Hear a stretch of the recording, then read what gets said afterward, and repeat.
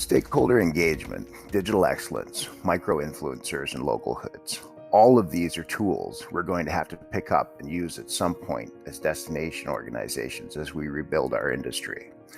But we find ourselves at a difficult crossroads.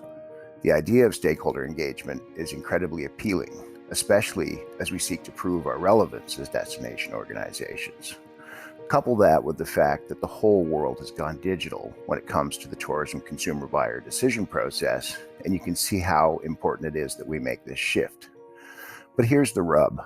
We're ill-equipped to do that as destination organizations. Our corporate structures, our job roles and functions, our funding, and frankly, our whole operating system is built around a model of push marketing that counts on huge target markets reacting to stimulus in a mass fashion. So I'm not surprised that one of the biggest difficulties we see out there is that while organizations ideologically and theoretically embrace these concepts, they don't know where to start. Hello, welcome to the Future of Tourism podcast. I'm David Peacock. Today we have a really special guest from a really special place. Finland is one of my favorite places in the world. It's remote, it's beautiful, and the Finnish people, in my experience, are some of the most innovative, industrious, and thoughtful people on the planet. Riikka Lahdensuo is a Finn. Riikka loves cities. She's lived and worked in Berlin. She lived and worked in Santiago, Chile before moving back to Helsinki to head up brand building and marketing of the City of Helsinki. Riikka, good day. Hello, how are you? Where are you? Hi, David. I'm fine, thank you. I'm in Helsinki. It's getting dark, as you can see. Lots of kind of warm regards from Helsinki. So when it's getting dark in Helsinki, you said to me the other day, that's when everyone has to wear their bright clothes. Yeah, exactly. I have chosen the very brightest one I have. I love orange, and this is quite a time of using every single piece of orange and red that you have in your closet. Okay, so hang on. I've lived and worked in Finland for a bit with the national broadcaster MTV3. All summer long, the Finns only wore black, and all winter long, they only wear colors. Is that what you're telling me? Yeah, this is exactly the case. Yeah, I mean, it's really true that we as a nation, I think we are a nation of contrasts, and people are quite opposite. And I mean, the change of seasons has a tremendous effect on us. So we are like counterbalancing the external surroundings, I guess. So just before we get into the meat of the discussion on tourism, let's talk about the external surroundings. It's now getting dark at what time in the day for you? So around 3:30, yeah. And it stays dark till when? Well, the sun rises around 9 at the moment, so it's a bit less than 6 hours daylight. So not much. How short will that get in the absolute dead of winter? How many hours of daylight? Well, we in Helsinki, I think 5.5 hours. That's the minimum we'll get. But yeah, then we have to find other sources of getting enlightened, I guess. Yeah. Yes, indeed. Getting enlightened and getting warm. It's a long winter. So, true. Riikka, you and I met at the City Nation Place roundtable, talking about the tools that tourism was going to use as it not just comes out of COVID and recovery, but as it goes forward in the world. And the whole idea of serving your destination, making citizens' lives better makes perfect sense. The path to that is stakeholder engagement, and stakeholder engagement is tremendously appealing as a concept, especially in the world as we seek to justify the funding we get and the work we do. But I perceive a significant approach avoidance conflict there. We all want to do it, but so much so we often don't know where to get started, or we're disappointed with the fact that the real place to start is with small numbers, isn't it? Yeah, I think that's the case really. In Helsinki, we have kind of thought out in the branding of Helsinki that the citizens are the essence of the brand of Helsinki. And by citizens, we don't mean only inhabitants, but it's also the businesses and also the societies, communities. And in a way, we don't want to make a difference between all these groups. but we see that all of them, they have sort of different hats on them. An inhabitant can be an entrepreneur, and a tourist can be maybe a future student. So all of them are kind of micro-influencers who have a huge impact on the brand of a place. And with their deeds, with all those encounters that are taking place in a city, they have an impact on the entire brand of the place. So let's go back. You moved back to Helsinki. I think did you move from Santiago or Berlin back to Helsinki? Well, they were kind of short periods of time that I had an opportunity to discover with different realities and the wind of change in both of those places. But now for the more than, let's say, 15 years, I've been rooted in Helsinki. But I think what is kind of important when we are talking about also tourism, that people are going around the world, that we in a way give them chances to get rooted and to kind of find the purpose of the place. And if you as a person are able to enjoy the wind of change or whatever, you have a feeling that you can have an influence on the place. I think that's one of the biggest assets that we can offer for anybody. Okay, so let's stick a pin in that and call that a highly developed sense of the relevance of localhood. But let's go back 15 years. When you come back to Helsinki, when you start working in tourism is still pretty much a mass market game. Big campaigns pushing out to big markets and then hoping to reap big returns. Helsinki has always been ahead of the curve in some sense, based on its isolation. In some sense, it has to innovate, and some of the greatest products in the world have come out of Helsinki. One called Angry Birds, and the other one called Nokia. Right. Right. So go back. So go back. To the point when you started to shift your own thinking from mass market, because let's face it, you're in charge of marketing as well, which involves agencies and media buys and push messaging. And I want to be really clear with people. I'm not saying push messaging is dead. I'm just saying, why would you use it as the only tool in your quiver, especially as you're working so hard to be relevant locally? So go back to when that thought shift took place in your head and tell me about it. Yeah, it was, I guess, a bit more than 10 years ago that Helsinki was driving a huge EU project, which intended to kind of unite the metropolises in the Baltic Sea region with target of creating a joint identity and branding for the entire Baltic Sea region, which actually encloses 100 million inhabitants. And as you mentioned, Finland as a nation is 100 million inhabitants. How big is that circle? It goes out from Helsinki, how far? Yeah, so all the capitals, I mean, the Baltic states and also the Nordics, but it also enclosed a bit of Germany, Berlin, for instance. So with all these regions that kind of surrounding the Baltic Sea, this was the market that we wanted to brand, and also we wanted to attract tourists, talents, and investors from remote markets to this specific region, which had a lot of complementary assets. And what we tried to do was to define complementary assets by localhood. For instance, we had a case for Japan that for Japanese tourists, we introduced a concept of live like locals. So 10 years back, it was about bloggers who kind of introduced the different identities in the region. But we started to realize the importance of really kind of normal people, the micro-influencers, in attracting huge crowds to our region, to specific restaurants and so on. So it started for all of that.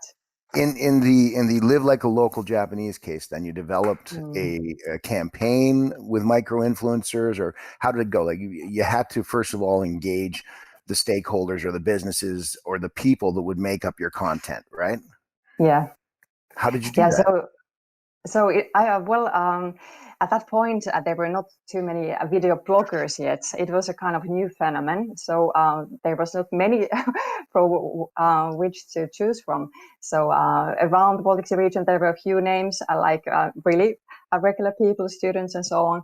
These were the kind of crowd we united, and they as a group, they then started creating contents that were found very attractive by the Japanese, Okay, for instance. so hang on. So the destination Yeah. organization played a catalytic role in bringing together a group of people who could produce compelling content in a form that the world was already consuming. It's short video, authentic, cinema verite, not overproduced, etc. Okay, so the DMO must have contributed to that. You probably put some resources against that. You created an incentive for these people to create content.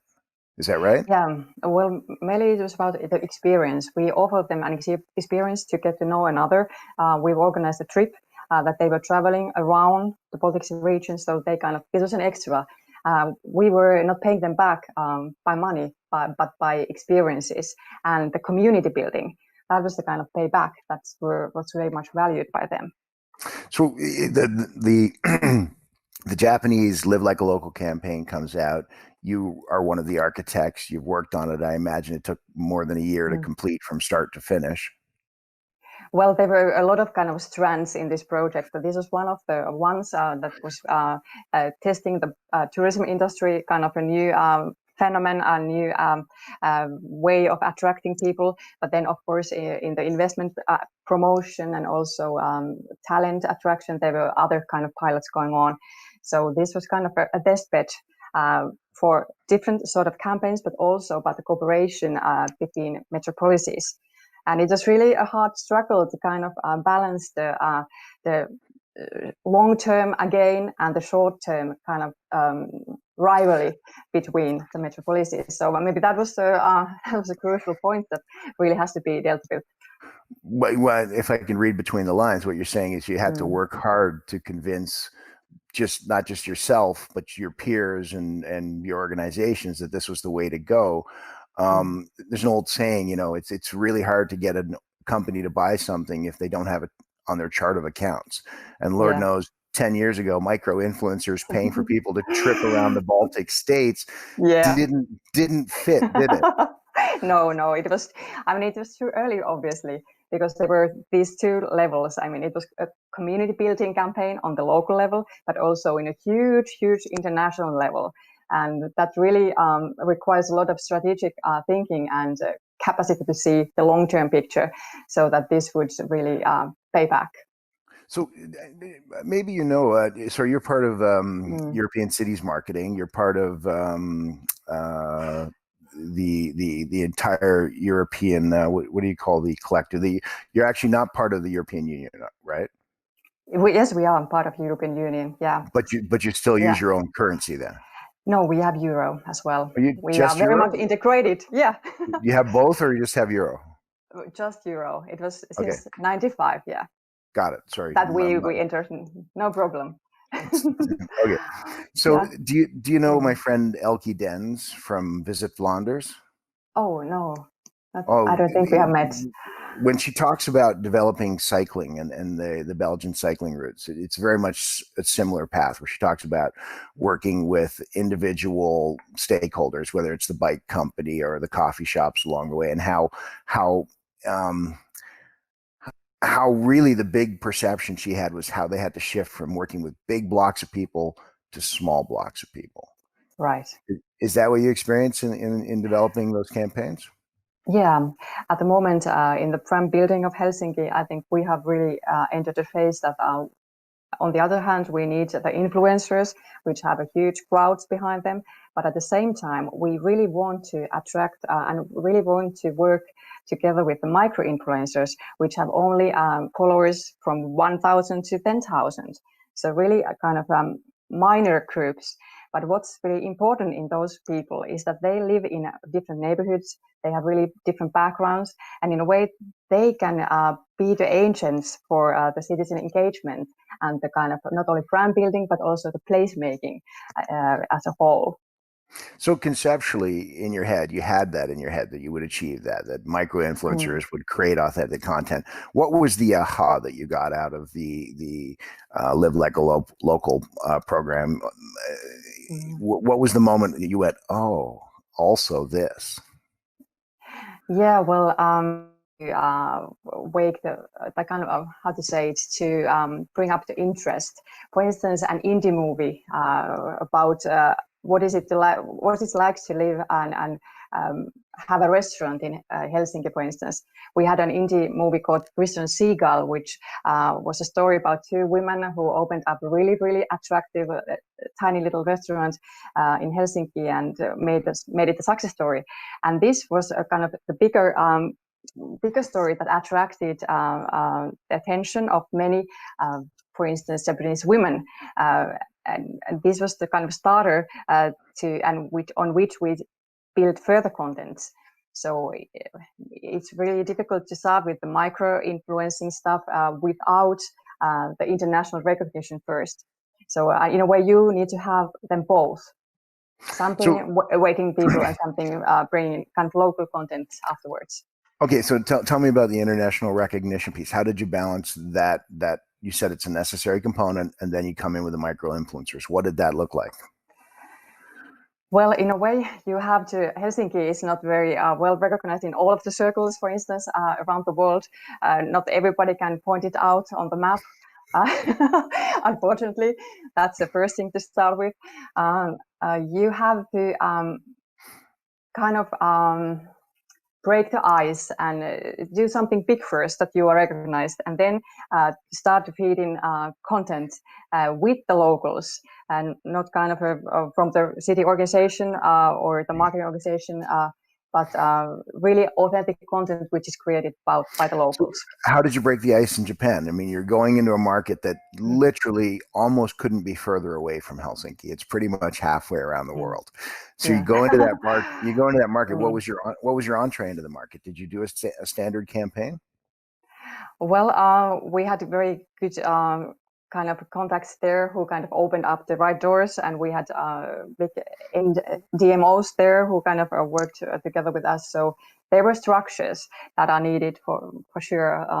But then again, in a way, we also worked with tourism, a little kind of tourism businesses who made tailor-made programs, and so we were able to attract and invite people from Japan to do further blogs about. Okay. So let's remember this then. Your micro influencers were both content and distribution. They create content. They have their own channels, as you say, 1,000 to 10,000 people. But when you're working in Japan, you take that content and you also use domestic channels to amplify it through social media, because those channels know and understand the Japanese market. Yeah, that's right. I think that's really important. Yeah. Go on. Yeah, I think that was a starter, and what we are now looking out is to do it, broaden it up. I mean, invite a lot more people in Helsinki, but it's also an open question. I mean, we are working on with an Helsinki ambassadors program, which would start locally, but then we would like to kind of spread it out internationally, so that involve people around the world to this in the further kind of phase as well.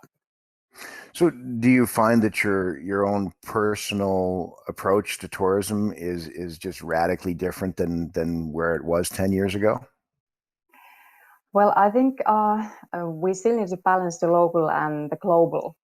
In a way, you have to get this sense of belonging, getting rooted, and then the sense of belonging to a bigger whole. At the moment now, we are living in a very, very specific time. We are together but apart around the world, and I think right now it's very crucial to find solutions to intensify the sense of belonging together, but still being present in your very small circles. So maybe this is another issue. We could maybe talk here about this, about gatherings in virtual surroundings. Sure. That's maybe another kind of opening. No, but let's talk about that, because during the pandemic, you haven't sat back, you didn't close the store, the shutters are not drawn. You are embracing those same values: localhood, micro influencers, very thin vertical content. You're still doing it. It doesn't mean it's stopped, but you're doing it virtually. Yeah, virtually or in a hybrid form. So that, for instance, one of our cases from the spring was organizing a May Day celebration in a virtual Helsinki platform. Instead of closing, I mean, we needed to people to stay at home, but still we really didn't want to cancel the May Day altogether, because it's one of the happiest celebrations throughout the year. So Well, we had to invent and the something new. yes, yes, and then people look forward to it every year for sure. Yeah, yeah. But it's pretty funny to picture a May Day celebration virtually. I mean, the celebration of the reef fertility of the earth, dancing around a maypole. How did you do that? Yeah, well, we organized in the virtual Helsinki platform a huge concert by one of the most popular rap bands in Finland, and we invited people to join that concert. And there was 1.4 million spectators at once, also through MTV3 channel and other channels, that people were really they were celebrating at home, but still having their avatars in the virtual surroundings. So if there were 4 million people, a lot of those people had to be outside Finland. Well, they're 5.5 million inhabitants, so it was like 1/4 of the whole population was celebrating together, not physically, but in this virtual setting. So that program primarily played to, for, and of locals. Yeah. Is that the sense of reflecting the place back to its people? I mean, when we skipped over that part at the beginning of this discussion, when you start working with micro influencers, one of the first groups you have to convince of the authenticity of your message is your localhood. So yeah. I've always found Finns have a very highly developed sense of place. I mean, not in the least of which because they're in the oddest place, stuck up there above the Netherlands. Literally a ferry ride across to the Russian states. It's a very very interesting place. But let's assume that Finns do have a very highly developed sense of place or sense of home. You still had to play that back to them and have them agree that was them, didn't you? Yeah. We wanted them to be the heroes of the day. So the whole May Day was claimed as once in a lifetime celebration, that everybody could be a hero by just staying at home. So that was the main message. Well, that's pretty cool.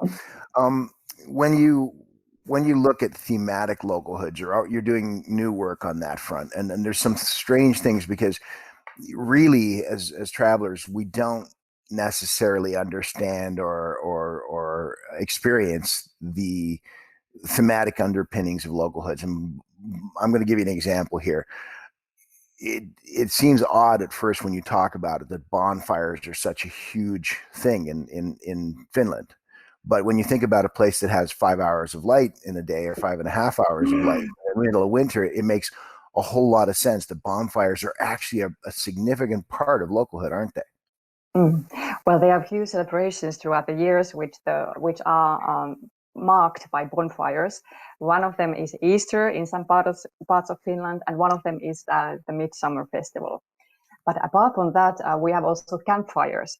Right. People from here, from the wilderness, they really, I mean, this urban plus really, how to say, urban plus nature combination is very deep inside of us, and people now, especially during the lockdown, people have spent a lot of hours outside in the outdoors, and also these campfire places have become and major kind of contact points and places for encounters.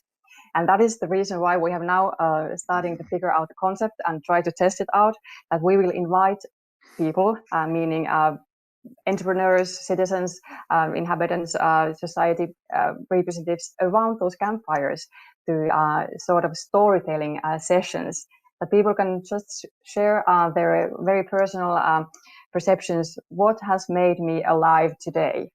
And the concept is called Helsinki Live. And so, that's under development right now. Fascinating. So how will you distribute that?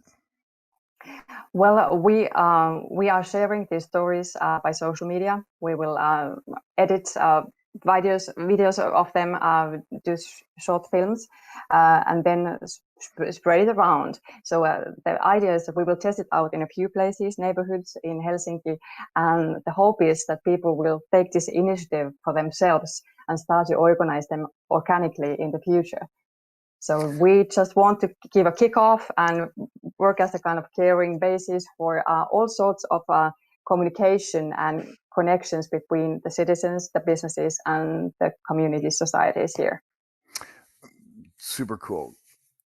Talk to me a bit about the research that goes into your targets now. When you talked about the Baltic sort of consortium that was based on travel times and air access and things like that. But have you started to notice new markets for Finland that you didn't think existed before? Well, of course, we have those markets which are sensitive to us, which have a sort of cultural similarities. These are the ones. But I think when all this kind of responsible and sustainable tourism has gained in importance, all sorts of, let's say, micro-influencers and individuals who have these sorts of issues important, very close to their heart, I think they have found Helsinki and this part of the world. That makes a lot of sense. All right, as we close this out, I'm going to quiz you. Which of these two things is Finnish? Reindeer meat on toast or rotted shark meat? I know your answer. Mine would be broken reindeer, but that's also rather exotic. Okay, but you do believe me that rotted shark meat is something that they took great pride in serving me down at the docks in Helsinki, and it was maybe the most traumatizing experience in my life. Yeah, so you are not sure if they cheated you? Yes. Okay, Finns intellectually believe they own the concept of sauna. Is that true? Yeah, I can say that we are claiming that. Yeah. Okay. Sauna's a big deal in Finland, right? Mm. Okay. Yes or no? Do they actually whip themselves with willow switches? Yes, of course they do. Okay, you are an interesting, fascinating, strange, and compelling people, and I love every moment I get to spend there. It's no wonder thank you so much. It's no wonder you're so innovative. I can't say enough about it's that. all about oddity and getting practical, I think. Finns are pretty cool. Just as we close out here, we're talking to leaders from around the world who are in the process of rethinking their organizations as a result of the incredible pressures of the pandemic, but also noticing a world where traveling with intent and purpose is becoming more and more important. So all of them are on the starting line of a new era in their organizations.